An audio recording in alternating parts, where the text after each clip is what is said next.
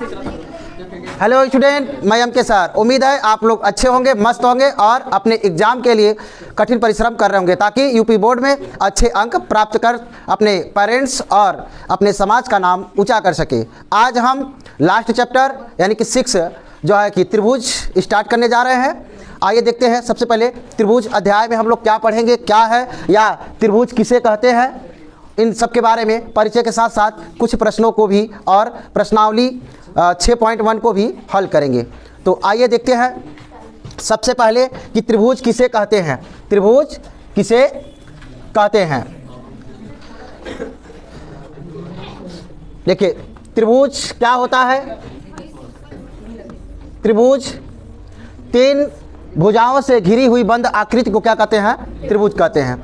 3 भुजाओं से घिरी हुई बंद आकृति को क्या कहते हैं, त्रिभुज कहते हैं। 3 भुजाएं ले लीजिए, हाँ, या 3 रेखाखंड ले लीजिए, 3 रेखाखंड, और तीनों मिलनी चाहिए। हाँ, तीनों कैसी होनी चाहिए, मिलनी चाहिए, ना कि इस प्रकार से।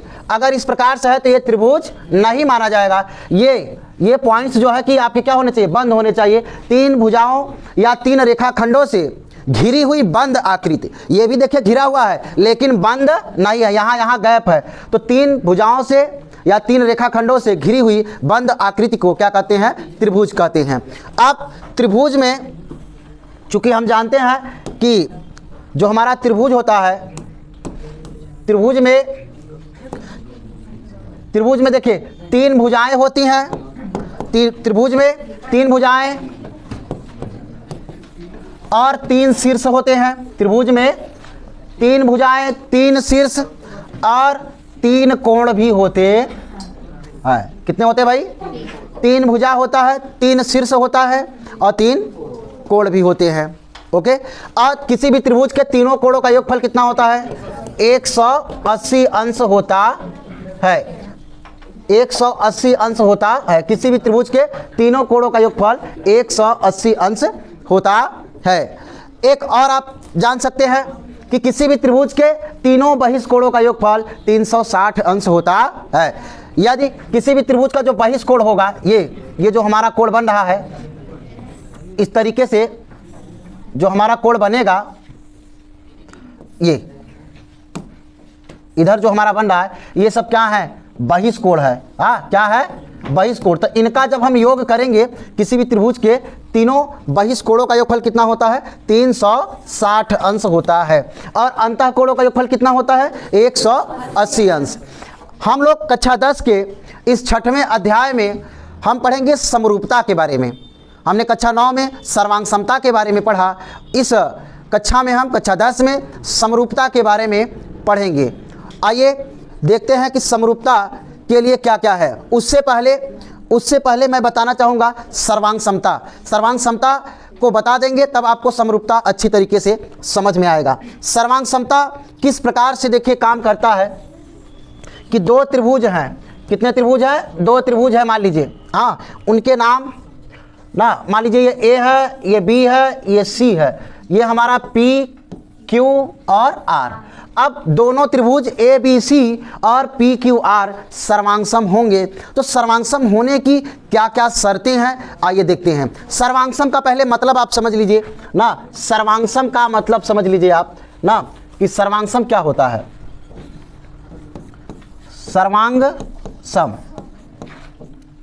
सर्वांगसम का मतलब होता है सभी, सर्वांग मतलब सभी, सभी अंग, सर्वांगसम का मतलब होता है सभी अंग समान। ठीक, अब दोनों त्रिभुज सर्वांग समता के जो कसौटियां हैं उसको हम कैसे दिखा सकते हैं ना, कैसे हम कह देंगे कि ये त्रिभुज और ये ABC त्रिभुज और PQR त्रिभुज सर्वांगसम होंगे। तो पहली जो कसौटी होगी कि सभी भुजा के क्या हो जाए, बराबर हो जाए। परंतु समरूपता में ऐसा नहीं होगा, वहां पर अनुपात में बराबर होना चाहिए। संगत भुजाओं का अनुपात कैसा होना चाहिए, बराबर होना चाहिए। और संगत कोण कैसे होने चाहिए, बराबर। कहां पर, समरूप में। यहां पर क्या होता है, भुजाओं आपस में कैसे होनी चाहिए, भुजाएं बराबर। तो पहली जो आपकी कसौटी है सर्वांग समता की जो कसौटी है, सर्वांग समता कैसे आप कहेंगे कि भाई सर्वांगसम है,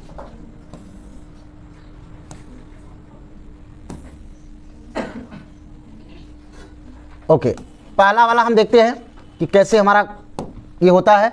तो सबसे पहले यदि दोनों त्रिभुजों में त्रिभुज ए बी सी तथा त्रिभुज पी क्यू आर में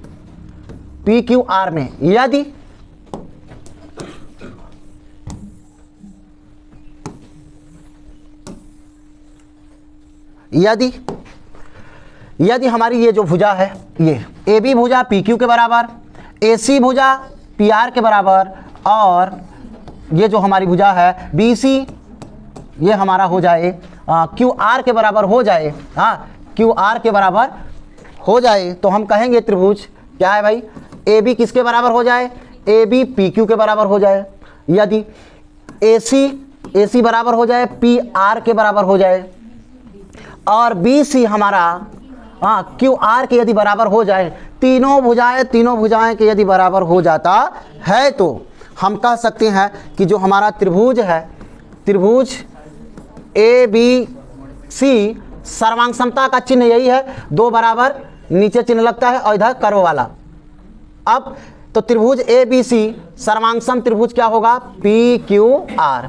ये हमारा क्या है, पहला कंडीशन है। क्या है भाई, पहला कंडीशन। दूसरा कंडीशन देखिए क्या हो सकता है, दूसरा वाला जो हमारा कंडीशन है क्या हो सकता है कि त्रिभुज ए बी सी तथा त्रिभुज पी क्यू आर में दो भुजा और एक कोण बराबर हो जाए। क्या हो जाए, दो भुजा और एक कोण बराबर हो जाए। तो यदि मैं कह दूं, कुछ भी आप ले सकते हैं, कोई बाउंडेशन नहीं है कि आप ए सी लीजिए या बी सी लीजिए ना। देखिए दूसरे कंडीशन को मैं दिखा रहा हूं, दूसरा कंडीशन बराबर करने जा रहा हूं। मैंने कहा ए सी बराबर कर दिया, मैंने किसके, ए सी बराबर कर दिया पी आर के। ओके, दूसरा मैंने भुजा लिया बी सी, मैंने बराबर कर दिया क्यू आर के, और एक कोण ये इसके बराबर, ये इसके बराबर, और ये कोण जो है कोण सी और कोण जो है आर कि क्या कर दिया जाए, बराबर कर दिया जाए। तो भी हमारा त्रिभुज कैसा हो जाएगा, सर्वांगसम हो जाएगा। दोनों त्रिभुज ए बी सी सर्वांगसम त्रिभुज पी क्यू आर होगा, पी क्यू आर होगा। ये कैसे हो रहे हैं आप इधर लिख सकते हैं। यहाँ पर तीनों भुजाओं को लिया गया तो साइड साइड साइड कर सकते हैं। यहाँ पर आप क्या लिख सकते हैं, साइड एंगल साइड कर सकते हैं, भुजा कोण भुजा सम। अब एक लास्ट, एक तीसरा वाला, यदि हम यहाँ पर हमने किया दो भुजा एक कोण, अब हम दिखाएंगे जो है कि एक भुजा और दो कोणों को दिखाएंगे। एक भुजा दो कोण को दिखाएंगे। तो त्रिभुज ए बी सी तथा त्रिभुज पी क्यू आर में हमने लिया ये भुजा और ये भुजा आपस में क्या है, बराबर, और ये कोण इस कोण के बराबर, और ये कोण इस कोण के क्या है, बराबर।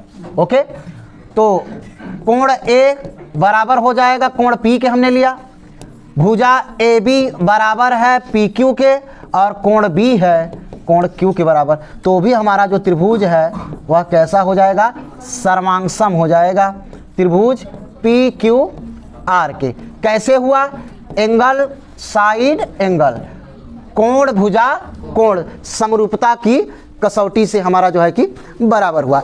अब बहुत लोगों के मन में, बहुत से स्टूडेंट के मन में डाउट्स होता है कि इनको हम प्रूफ करने के बाद हमें मिलता क्या है। सबसे बड़ी समस्या हमारे पास है कि हमने प्रूफ कर दिया, सर्वांग समता को प्रूफ कर दिया, उसके बाद आगे नहीं बढ़ पाते कि आगे करना क्या है। तो सबसे देखिए, सबसे सिंपल तरीका है कि क्या आपसे प्रूफ करने के लिए कह रहा है, जो आपसे प्रूफ करने के लिए कह रहा है आप उसे लिख सकते हैं। जैसे पहला एग्जाम्पल से मैं उठा रहा, सॉरी पहला प्रमेय से, पहली कसौटी से मैं उठा रहा हूं। यहां पर आपने क्या सिद्ध किया कि त्रिभुज, यहां पर आपने सिद्ध किया कि त्रिभुज, इसको मैं इरेज करता हूं, कि त्रिभुज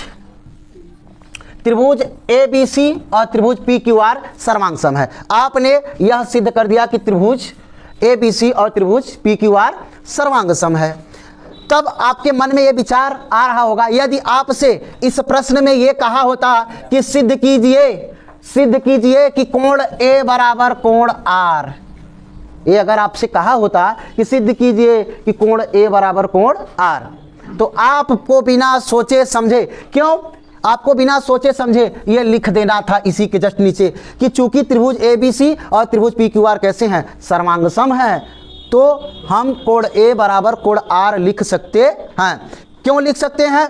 क्योंकि आपने ही अभी अभी उनको सभी अंगों को समान बोला है, सभी अंगों को समान बोला है। जैसा आपसे प्रूफ करने के लिए कहा होता, अगर कहता कोण ए बराबर कोण बी को प्रूफ करना होता तो वो हम लिख देते, अगर कहा था कि कोण ए कोण क्यू के बराबर तो भी हम लिखते, अगर कोण कहता कोण सी कोण आर के बराबर तो भी हम लिखते, या कोण सी कहता कोण पी के बराबर तो भी हम लिखते। क्यों? क्योंकि आपसे यह बोल दिया गया है, आपने यह प्रूफ किया है कि सभी अंग कैसे हो गए हैं, समान। जब सभी अंग समान हो गए हैं तो सर्वांग समता की कसौटी से हम आराम से बराबर लिख सकते हैं, जबकि समरूपता में ऐसा नहीं होता है। वहां पर समरूपता के लिए संगत शब्द का इस्तेमाल होता है। संगत कोण और संगत भुजाओं का अनुपात बराबर होना चाहिए, तब जाके त्रिभुज कैसे होंगे, समरूप। परंतु यहां सर्वांग समता में ऐसा नहीं है। ओके, तो उम्मीद है आप लोग समझ गए होंगे कि सर्वांग समता कैसे काम करता है।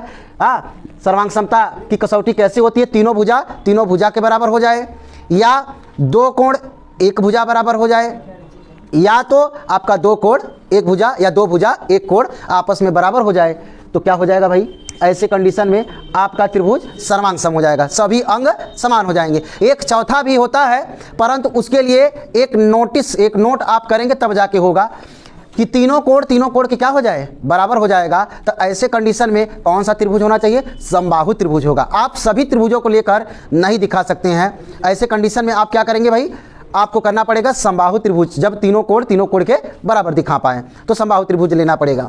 ये आपका सर्वांग सम हुआ। अब आपने सर्वांग समता की कसौटी को देखा, अब आगे हम देखते हैं कि हमारे सर्वांग सम और समरूपता में क्या अंतर है। अब हम समरूपता को देखेंगे, कि समरूपता हमारा किस प्रकार से होता है ना। समरूपता यानी कि समरूप, समरूप।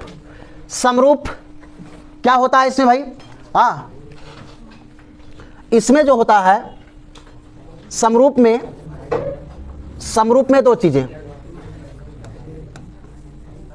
समरूप में दो चीजें होती हैं।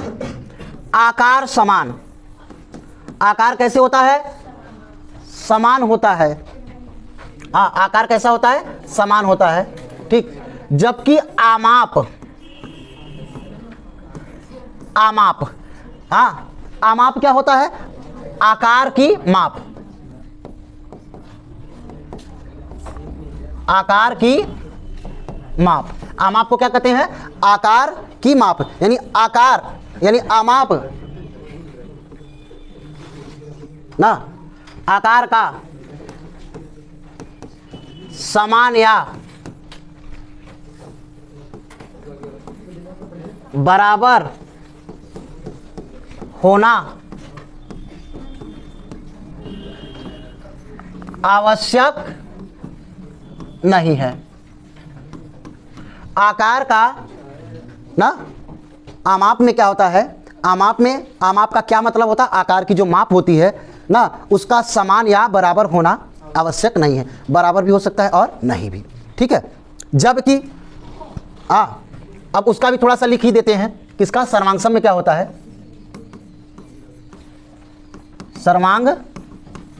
सर्वांग सम में क्या होता है कि आकार ना, सर्वांग सम में आकार कैसा होना चाहिए भाई, आकार समान। सर्वांग सम में क्या होता है, आकार तो समान हो ही करता है,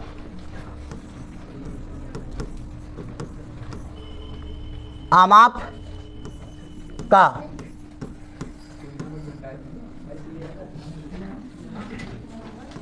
समान होना आवश्यक है ना। आकार का समान होना क्या है, आवश्यक है, क्योंकि उसमें भुजा बराबर भुजा होता है, जबकि समरूप में ऐसा नहीं होता है। सर्वांग सम के लिए आकार तो समान होना चाहिए। अब आकार से क्या मतलब है, अभी जस्ट आपको एग्जांपल लेकर समझाते हैं कि आकार से क्या तात्पर्य है। आकार से क्या तात्पर्य है, अब एग्जाम्पल की सहायता से, तब तक मैं एग्जाम्पल सेट कर देता हूं कि क्या चीजें हैं।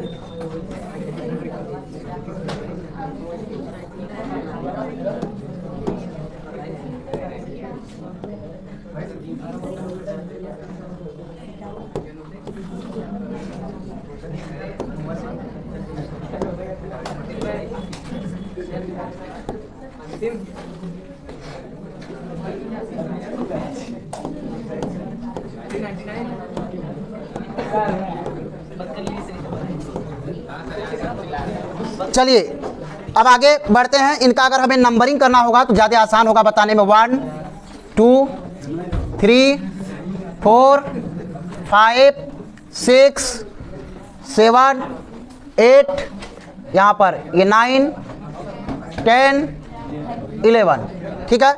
यहाँ पर 11 फिगर लिखे हुए हैं, 11 ना, 11 जो है कि लिखे हुए हैं। अब यहाँ पर सबसे पहले मैं समरूपता की बात करूंगा। समरूपता मतलब देखने में एक जैसे होने चाहिए।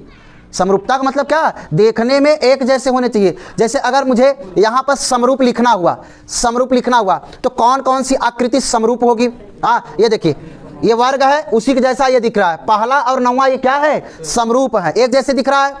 और यहाँ पर ये देख सकते हैं दूसरा और दूसरा 11 देखिए क्या है, समरूप है, एक जैसे दिख रहा है। यहाँ पर 7 नंबर और 4 नंबर कैसे हैं, समरूप है, वृत्त ही है। ये देखिए, ये स्क्वायर यानी वर्ग है। ये क्या था, त्रिभुज था, क्या है, त्रिभुज। और यहाँ पर क्या है, ये 7 नंबर और 4 नंबर ये क्या है, वृत्त है।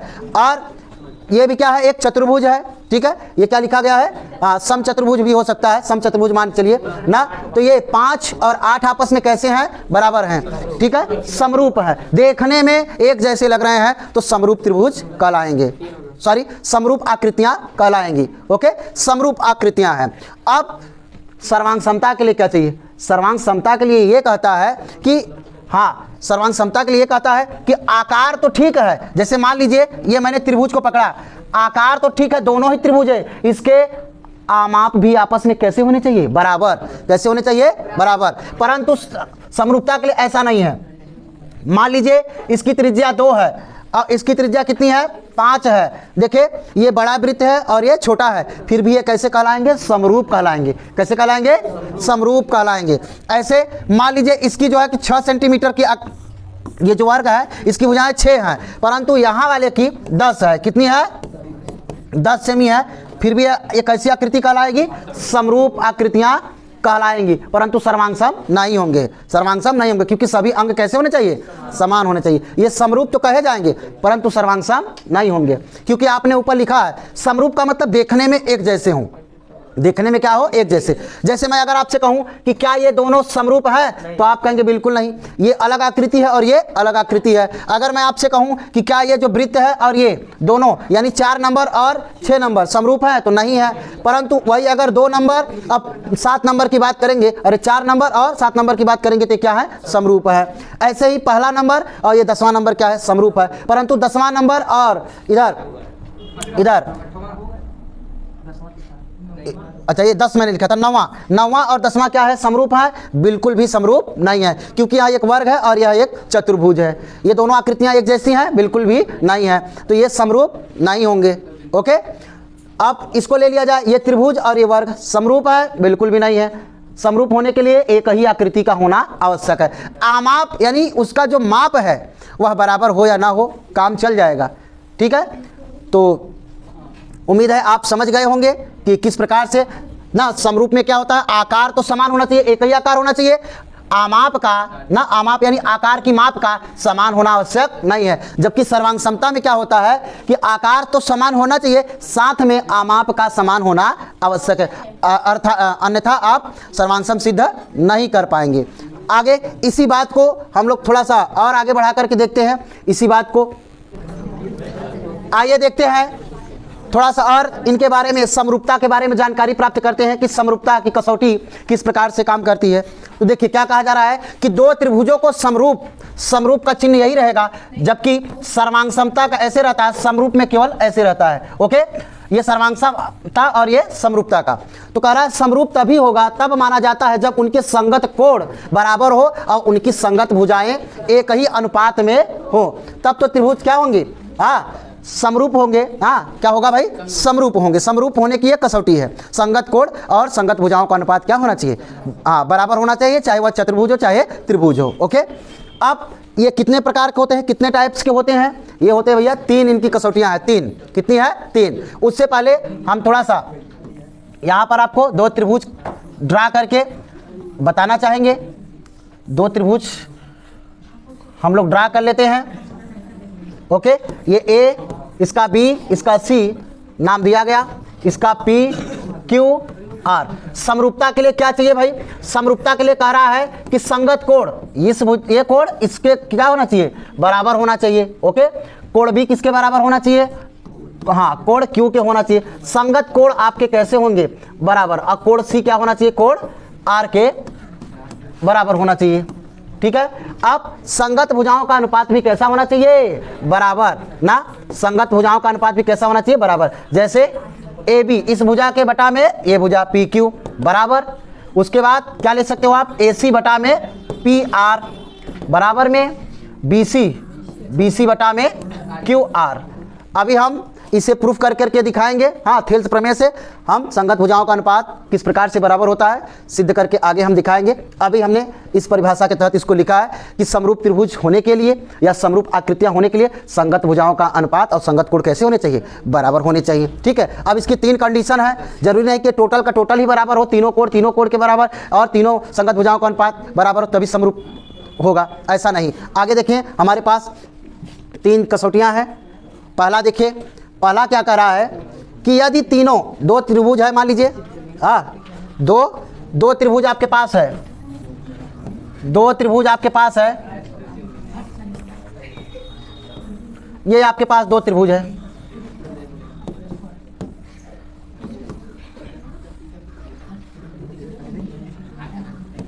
ओके, अब क्या कर रहा है, ट्रिपल ए मतलब एंगल। ठीक है, यदि एक त्रिभुज के तीनों कोण दूसरे त्रिभुज के तीनों संगत कोणों के बराबर हो तो वे त्रिभुज कैसे होते हैं, समरूप। अर्थात कोण ए बराबर दूसरे त्रिभुज के संगत कोण पी के बराबर, कोण बी अगले त्रिभुज के संगत कोण के बराबर, कोण क्यू के बराबर, और तीसरा वाला कोण सी कोण आर के क्या हो जाए, बराबर हो जाए। तो आप क्या कहेंगे कि त्रिभुज, आप कहेंगे कि त्रिभुज ए बी सी, त्रिभुज ना, अतः त्रिभुज ए बी सी समरूप त्रिभुज होगा पी क्यू आर की। तथ्य होते हैं।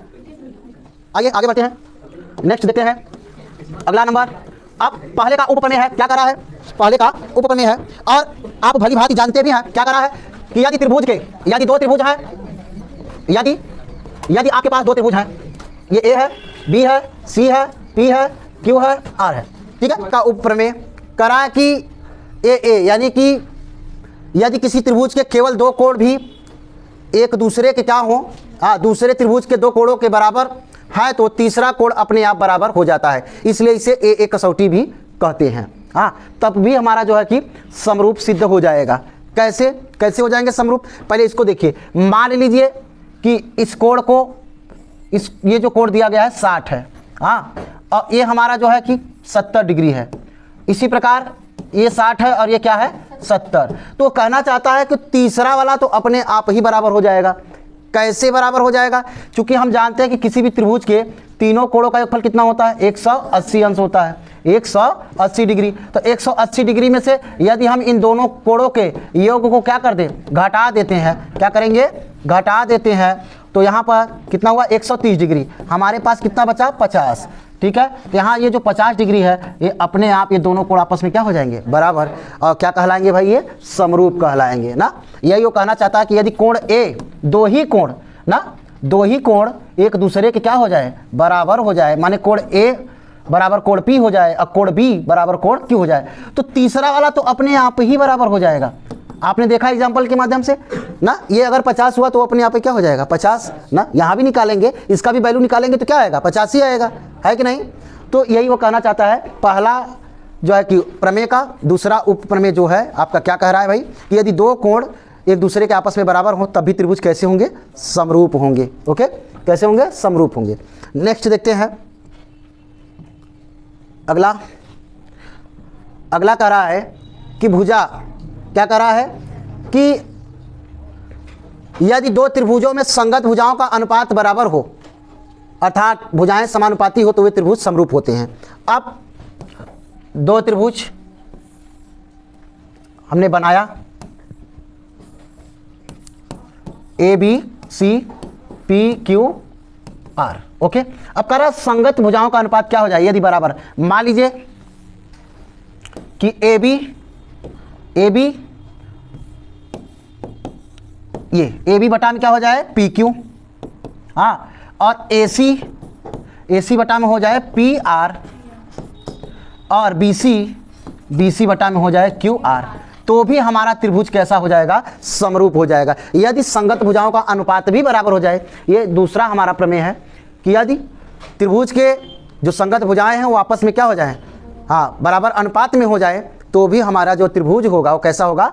समरूप त्रिभुज होगा ना। आप देख सकते हैं कि संगत भुजाओं का अनुपात बराबर होने पर भी त्रिभुज कैसे हो जाएंगे? समरूप हो जाएंगे। एक लास्ट वाला हम लोग देखते हैं।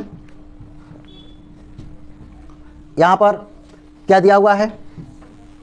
करा है कि यदि एक त्रिभुज का एक कोण और दूसरे त्रिभुज के एक संगत कोण के बराबर हो और उन कोणों को बनाने वाली भुजाएं समानुपाती हो, तो दोनों त्रिभुज समरूप होंगे ना। तो शर्त यह है कि कोण हमेशा उन दो भुजाओं के बीच होना चाहिए जिनका अनुपात लिया गया है। क्या कह रहा है? आइए चित्र के माध्यम समझते हैं कि दो त्रिभुज हमने बनाया, इस प्रकार से हमने दो त्रिभुज बनाया। ओके, इसका नाम हमने ए रखा, बी सी, इसका पी क्यू आर हमने रखा। ओके, अब जो हमसे कह रहा है कि दो संगत भुजाएं जो आपने कोण लिया, एक कोण अगर दूसरे त्रिभुज के कोण के बराबर हो जाए ना, कोण ए बराबर कोण हमने पी लिया, तो कह रहा है ये दोनों समरूप हो जाएंगे, लेकिन शर्त यह है कि ये कोण जिन भुजाओं द्वारा बन रहा है उनका अनुपात भी आपस में कैसा हो? बराबर हो। तो ये जो कोण ए बन रहा है किस भुजा के द्वारा बन रहा है? एक AC और एक AB। तो कह रहा है कि इनका जो अनुपात है, हाँ, इनका जो अनुपात है, जो सामने वाला त्रिभुज का कोण बन रहा है, देखिए किससे बन रहा है भाई? हाँ, PR और PQ से बन रहा है। ओके, तो यानी कि जो AC हमारा है वह किसके बटा में होगा? PR के, और जो AB होगा, हाँ, जो ए बी होगा आप आगे पीछे लिख सकते हैं। हाँ, पहले इसको लिख सकते हैं, बाद में उसे लिख सकते हैं। तो ए बी बटा में क्या लिख सकते हैं? पी क्यू, क्योंकि बराबर का ही चिन्ह रहता है, चाहे आप इसे पहले लिखें इसको बाद में। ठीक है, तो ए बी बटा में पी क्यू, जिन भुजाओं द्वारा कोण बन रहा है ना, उनका संगत अनुपात यदि आपस में बराबर है और ये कोण आपस में क्या हो जाए? बराबर हो जाए, एक कोण के बराबर, तो भी त्रिभुज कैसे होगा? समरूप त्रिभुज हो जाएगा। कैसा त्रिभुज होगा? समरूप त्रिभुज होंगे। आइए देखते हैं। अब समरूपता और सर्वांग समता में अंतर। समरूपता और सर्वांग समता में क्या अंतर है? यह समझना बहुत महत्वपूर्ण है। और आपको अभी बताया भी गया था कि सर्वांगसम होने के लिए ना समान आकार के साथ साथ आमाप भी उसका कैसा होना चाहिए, समान होना चाहिए। जबकि समरूपता के लिए क्या होना चाहिए, आकार तो समान होने चाहिए परंतु आमाप का समान होना आवश्यक नहीं है। ठीक है, तो यहाँ पे देखिए लिखा गया है, विशेषताएं लिखा गया है भाई कि सर्वांगसम होने की क्या शर्त है। हाँ, तो करा आकार विशेषता में देखिए, और ये समरूप त्रिभुज है और इधर कैसा त्रिभुज है, सर्वांगसम। तो समरूप त्रिभुज में क्या कह रहा है कि आकार देखिए कैसा होना चाहिए, एक जैसा होना चाहिए। आकार कैसा होना चाहिए, एक जैसा होना चाहिए। ठीक है, और यहां सर्वांगसम में भी कह रहा है कि एक जैसा ही होता है। आकार कैसा होता है, एक जैसा होता है। अब माप कर रहा है, साइज माप कर रहा है, अलग हो सकता है। समरूप के लिए क्या हो सकता है, माप अलग हो सकता है। अभी मैंने बताया कि इतना बड़ा वृत्त मैंने बनाया, एक इतना बड़ा बनाया, फिर भी ये आपस में क्या है, समरूप है। लेकिन ये कह रहा है बिल्कुल कैसा होना चाहिए, समान होना चाहिए, बिल्कुल बराबर। अगर ये 2 सेंटीमीटर त्रिज्या वाला वृत्त है तो ये भी 2 सेंटीमीटर त्रिज्या वाला वृत्त होना चाहिए सर्वांगसमता के लिए। ओके, हाँ, आप त्रिभुज का भी एग्जांपल ले सकते हैं कि अगर आपने त्रिभुज लिया है तो एक बड़ा त्रिभुज और एक छोटा त्रिभुज आप ले सकते हैं। ये दोनों आपस में ये दोनों आपस में क्या है भाई, समरूप हैं। परंतु सर्वांगसम के लिए क्या शर्त है, दोनों आपस में कैसे होने चाहिए भाई, बराबर होने चाहिए। आमाप भी क्या होना चाहिए, बराबर होना चाहिए, संगत आमाप। अगला क्या कहता है कि भुजाएं कैसी होनी चाहिए, समानुपाती यानी बटे में होनी चाहिए, समान अनुपात में होनी चाहिए भुजाएं। जो त्रिभुज की संगत भुजाएं हैं वो आपस में कैसे होनी चाहिए, समान अनुपात में। और यहाँ कैसे होने चाहिए, आपस में बराबर में। शुरुआत में आपको शुरुआत में ही वीडियो के शुरुआत में ही बताया गया कि इसमें भुजाएं कैसी होती हैं, बराबर होती हैं, और इसमें कैसी होती हैं, समान अनुपात में होती है। कोण कैसे होते हैं भाई, इसके बराबर होते हैं और इसके भी कोण कैसे होते हैं, बराबर ही होते हैं ना। कोण कैसे होते हैं, समरूप त्रिभुज के भी कोण बराबर ही होते हैं और सर्वांगसम त्रिभुज के भी कोण कैसे होते हैं, बराबर ही होते हैं। अब आइए, उम्मीद है आप समझ गए होंगे किस प्रकार से समरूप त्रिभुज और सर्वांगसमता में जो है कि अंतर क्या है। ध्यान दीजिएगा ना, ध्यान देने वाली बात यह है कि सभी सर्वांगसम ना, सभी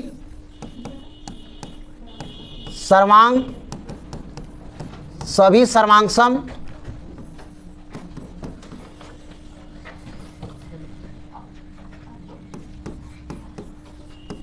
सभी सर्वांगसम आकृतियां ना क्या होती हैं, समरूप होती है।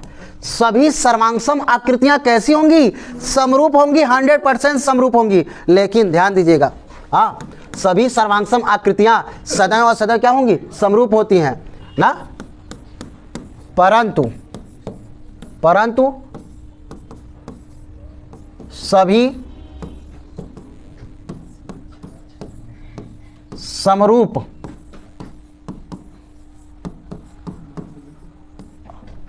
समरूप आकृतियां सर्वांगसम कैसा हो, सर्वांगसम हो, यह आवश्यक नहीं। यह आवश्यक नहीं।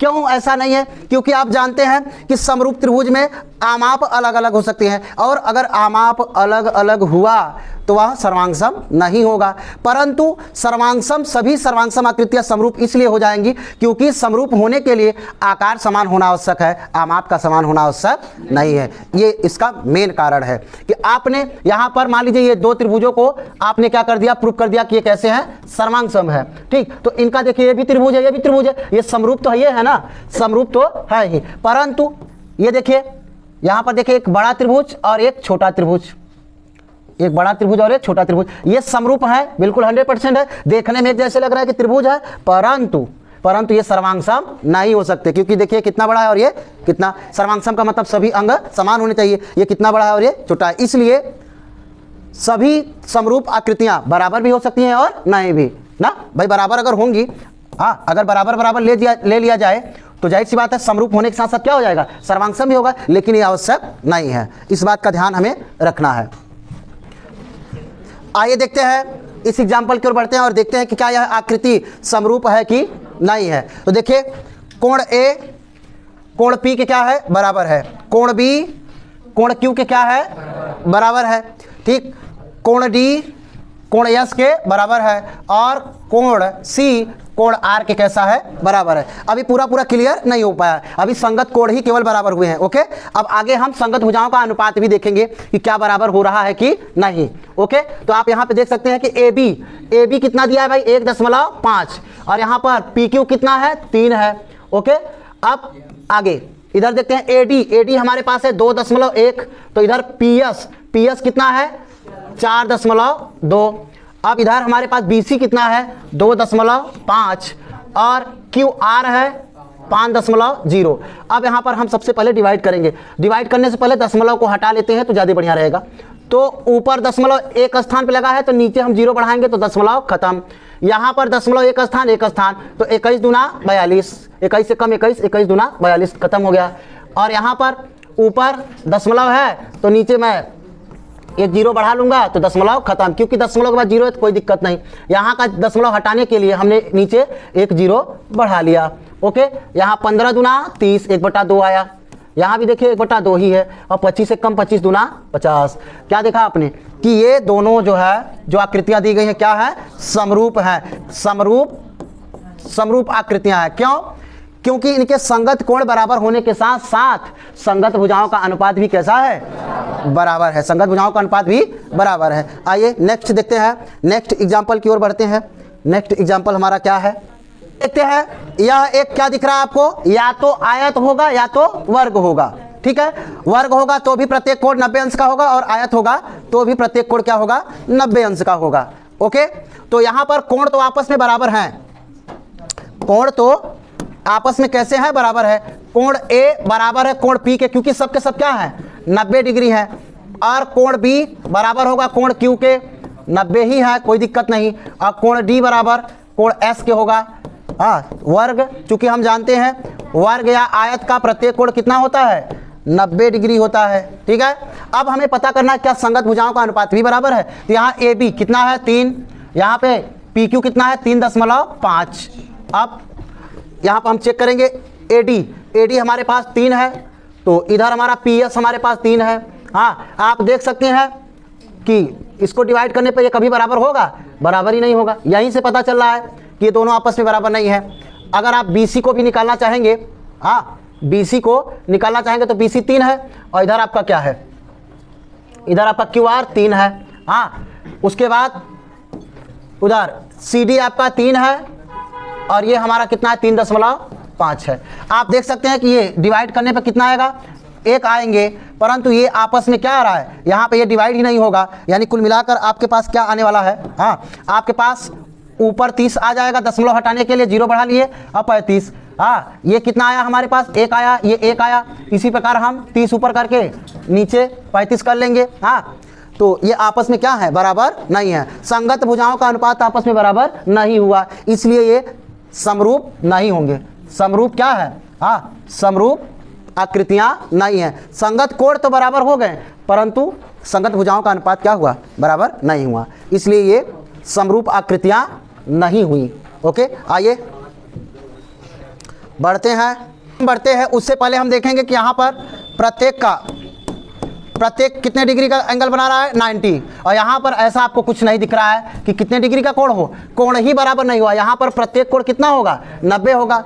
हाँ, प्रत्येक कोण कितना होगा 90, परंतु यहाँ पर इसका अलग एंगल है और इसका अलग है, यहाँ पर कोण ही समान नहीं है। हाँ, ये जो कोण ए है, हाँ कोण ए डज नॉट इक्वल टू कोण पी, हाँ बराबर ही नहीं है, या किसी के भी बराबर ये है ही नहीं, इसलिए समरूप आकृतियां नहीं होंगी। और वैसे भी देखिए ये समांतर चतुर्भुज की तरह लग रहा है और ये क्या है, एक वर्ग है। ओके, हाँ ये हमारा जो संगत भुजाओं का अनुपात है देखिए बराबर है। संगत भुजाओं का अनुपात क्या है, बराबर है। संगत भुजाओं का अनुपात बिल्कुल बराबर होगा, क्योंकि 2.1 2.1 2.1 हाँ सभी जगह है, और इधर 4.2 है प्रत्येक जगह है। जब हम भाग लगा देंगे, भाग लगाने पे सब पे कितना आएगा 1/2 बराबर 1/2 1/2 बराबर 1/2 ना। संगत भुजाओं का अनुपात तो बराबर हो गया, लेकिन संगत कोण बराबर नहीं हुए, जिसके कारण ये भी जो है कि समरूप आकृति नहीं होगी, ये समरूप नहीं है। कारण के लिए आप बता सकते हैं, क्योंकि संगत कोण क्या है, संगत कोण बराबर नहीं है, इसलिए ये समरूप नहीं होंगे।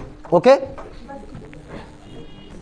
चलिए प्रश्नावली 6.1 को हम देखते हैं। प्रश्नावली 6.1 आइए देखते हैं 6.1 की कह रहा है कि हमें इसे फील करना है कि सभी वृत्त जो होते हैं, सभी वृत्त कैसे होते हैं हमें बताना है। क्या होते हैं? सर्वांगसम होते हैं कि समरूप होते हैं?